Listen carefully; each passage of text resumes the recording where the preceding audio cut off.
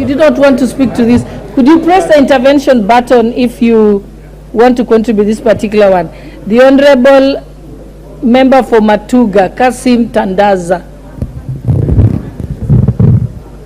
Asante sana Mheshimiwa Spika. Kwanza tumshukuru mwenyekiti wa kamati ya uwiano kwa kuleta swala hili katika bunge. Tukijua kwamba Sudan kuna Wakenya wengi. Sudan kuna chuo kikuu ambacho hususan huwa kinatoa scholarships kwa watoto wengi sana Afrika nzima na hasa hapa Kenya. Mara ya mwisho nilipoangalia kulikuwa na wanafunzi peke yake zaidi ya 1000 katika chuo kikuu cha International University of Africa pale Khartoum.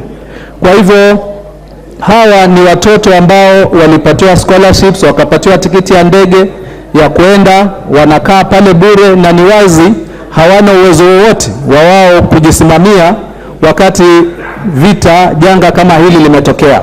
Kwa hivyo hoja ambayo imeletwa hapa ni ya muhimu na haraka ya dharura kuona ni vipi kama serikali ya Kenya itaweza kuwanusuru sio wanafunzi peke yake, ijapokuwa wanafunzi ndio hawana uwezo zaidi, lakini katika wakati huu ambao hata usafiri wa kawaida haupo, basi itahitaji mkono wa serikali, vitengo vyote vinavyohusika vya kidiplomasia, vitengo vya usalama, kuona kwamba Wakenya ambao wako pale hawataweza kudhurika.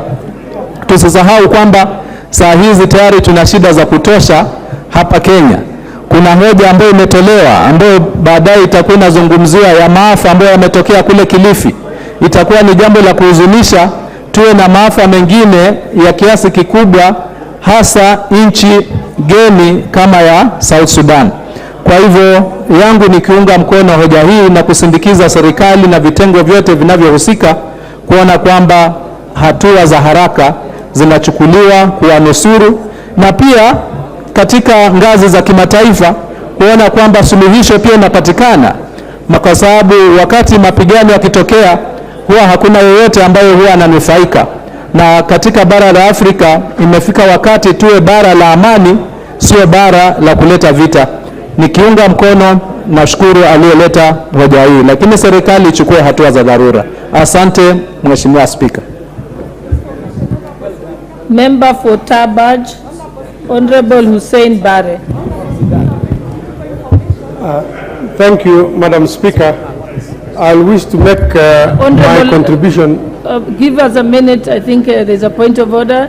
Honorable